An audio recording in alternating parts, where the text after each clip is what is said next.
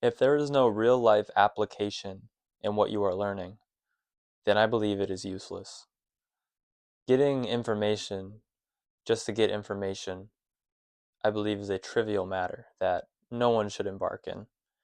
Real life application is where we should really put ourselves into living a better, more fulfilled existence, a more virtuous existence, improving our character. Things of this nature are the things that we should embark in. And this is what I like to think I spend my time investing in. The books that I read are in service to real life application. And that is why I like Stoic philosophy so much. It is full of real life applications on how to live a better, more virtuous, a kinder existence. And it is full of people who have done just that, who have served, who have been named some of the best leaders of all time. Marcus Aurelius was a Stoic, and he is deemed probably the greatest emperor of Rome, or one of them, for sure. And, the saying, absolute power corrupts absolutely. Marcus Aurelius is the only man who that does not stand against. He had absolute power. And the first thing Marcus Aurelius did with absolute power was give half of it away to his brother. He became king of the world, and he said no. And George Washington, George Washington, obviously, or maybe not obviously, but, was the general of the Revolutionary War. And after the Revolutionary War was won, they wanted George Washington to become king. They said, "You be our guy." And he said, "Do you not know what we just fought for? We fought we fought so we would have no more kings." And he denied. And as it is said, he even rebelled against the idea of being president. And that's why he said, "Okay, I'll do it, but only for 4 years." And that's all anyone gets, because power does corrupt. And I brought up George Washington because George Washington was a fan of the Stoics. George Washington had a Stoic play, I think the play of Cato, played for the troops before battles. A Stoic play about a Stoic in ancient Rome. A lot of the founding fathers enjoyed Stoicism. And I think that's very telling because it's real world practical stuff. It's not, it's philosophy as a way of life. And that's what I believe philosophy should be pursued as. And that's what I believe everything should be pursued as. If it's not going to help you live a better existence, help you be more virtuous, help you improve your character, help you be of more service to others, help you be kinder, then what is it in service to? What is the point? It just seems like a waste of time. It just seems trivial to me.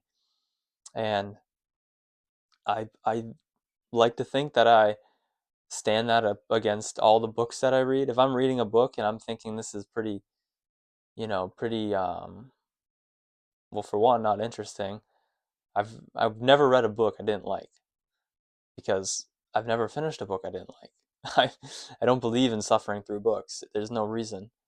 There's no reason. And if there's not real world application, then what's the point? I'm reading to try to become wiser, to understand more, to try to improve my character. I'm not reading so I can have some trivial trivia that I can, bust out at a gathering to show how smart I am. No. No, I'm reading so I can try to be a better person, so I can try to improve my character, so I can try to live up to the ideal that I have of what a human being can be. And I believe there's no better philosophy than Stoicism if you are doing that. But there is more. There's more real life application than just philosophy. Everything's a sort of philosophy in a way, but I mean, like the people I like on YouTube, It's all real world application. I like Andrew Huberman. That's real life practical protocols you can implement to improve your well-being. Like, what's so bad about waking up and getting sunlight in your eyes? That gives me more energy. I am more ready to attack the day with more brightened mood. Like, that's real world application, you know. And that's the stuff I love. Chris Williamson talks to a lot of people about real world, real life application, and that's what it's about. Dwayne from Dry Creek Wrangler School. That is real life, practical, implementable wisdom that is not a waste of time consuming. But you know, I just there's a time and a place to kind of shut your brain off. Maybe I'm still not 100% sure about that, but I think it probably is. So it's not like watching a movie here and there that's just kind of trivial, or you know playing video games. There's a time and a place for these things.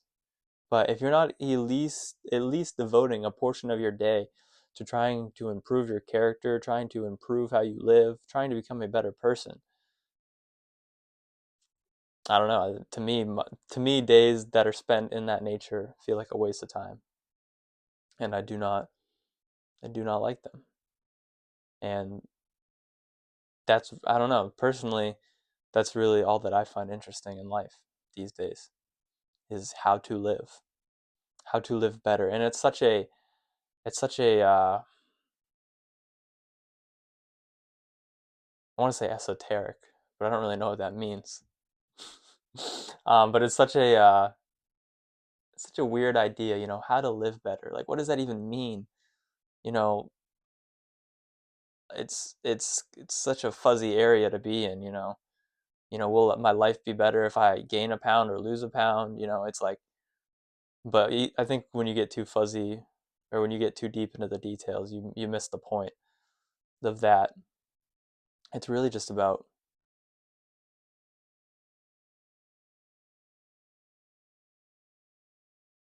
being more proud of the person that you see in the mirror every day. Being a better friend to yourself, and being a better citizen of the universe, being a better person. That's really what it's all about. Being kind to yourself and to others, making less regrettable decisions, having the foresight to see that the way that I am living right now is going to lead to bad things that I do not want.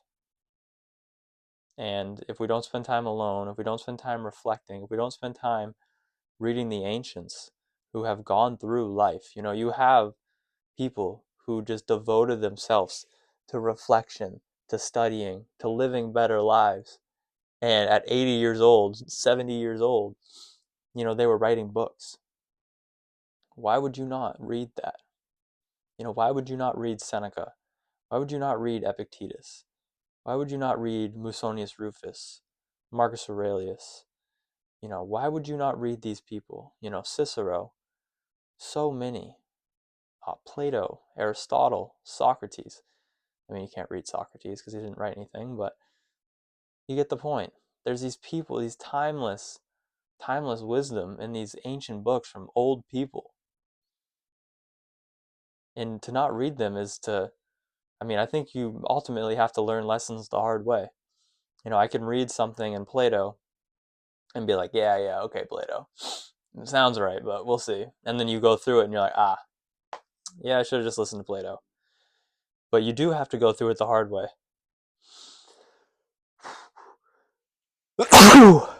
Sorry. You do have to learn it the hard way, though, I believe.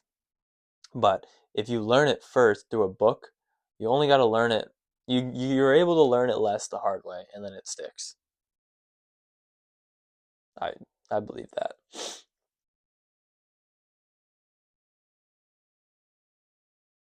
But I just come back to this notion all the time of trying to think about what I care about. What I want. What is the goal of reading all these books, making all these videos, journaling all the time, reflecting all the time. it's all in service to living a better life. It's all in service to being more fulfilled, to being calmer, to being more at peace, to being less affected by my emotions, to not giving into anger as quickly, to not, fill in the blanks. It's all in service to that. And this is the work of life. This is hard work. This is not something that you spend a afternoon doing and you got it and you're good. This is work that every day you wake up, you need to be prepared for. You need to fight the dragon every morning. It's not easy. It gets easier for sure, but it's still not easy. And it's not something that's going to take a year, 2 years, 5 years, 10 years, 20, 30, 40. It's a whole life. Seneca once said, it takes a whole life to learn how to live. And even more surprisingly, it takes a whole life to learn how to die. That's why we have to commit ourselves to a life of lifelong learning, because there's so much to learn. And the second you get stuck in your ways, the second you get dogmatic, you start declining. You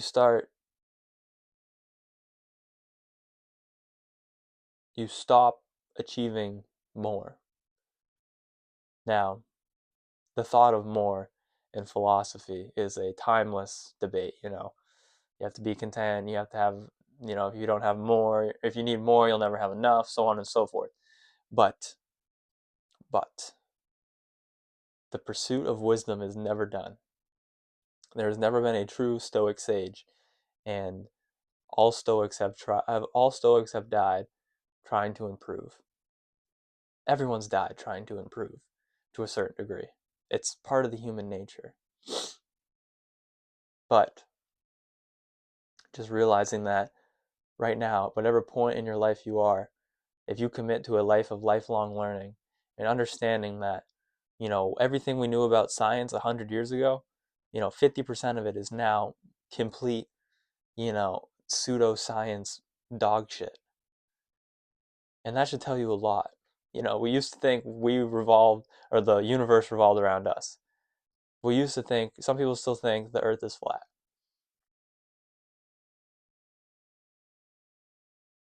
There's so much to still be learned. So much of science. I heard a smart, I guess I don't know if he was smart, but he was on a podcast with smart people and he had doctor in front of his name. So I assume he's smart. And he said he thinks 50% of the things in textbooks right now are wrong. 50%. That's crazy. That's crazy. And then so many people go around acting like they know everything. That what has been learned is now set in stone. But don't you realize what has been learned was forged on the back of something that used to be set in stone? That new thing is just another layer. It's just soon enough it'll be a pillar to hoist up what has now been learned. That was kind of a little rift, but yeah, just real life application, or who cares? Who cares? I I just how to live is the work of life. It's the work of philosophy. And it's kind of trite to say, you should be striving to live a better life, because what consists of a better life? Who is living the best life? You know, but I think it's different for everybody, and you know what it looks like when you're striving towards it for yourself. So don't get caught up in the details, and don't get caught up in the triteness of it all, and so on and so forth. Just try to live a better life. I'm sure today there's one thing that you could implement that you think would make your life better. Whether it's more healthy, whether it's mentally healthy, physically healthy, metaphysically healthy, spiritually healthy, whatever it may be. Even if you just read one sentence, like it's better than not reading a sentence at all. Even if you write one line in your journal because you want to build that habit. Even if you Go to the gym for 1 minute. You know, you started the streak. You can build a habit. Tomorrow will be 2 days if you can do it.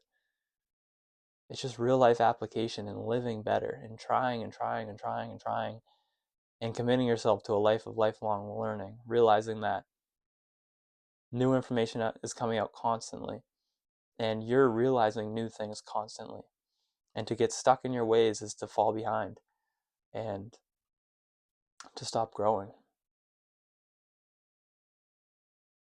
I'll leave you guys with that. And this one thing that just, I urge you just to ask yourself, is this helping me live a better existence? And if not, why am I doing it?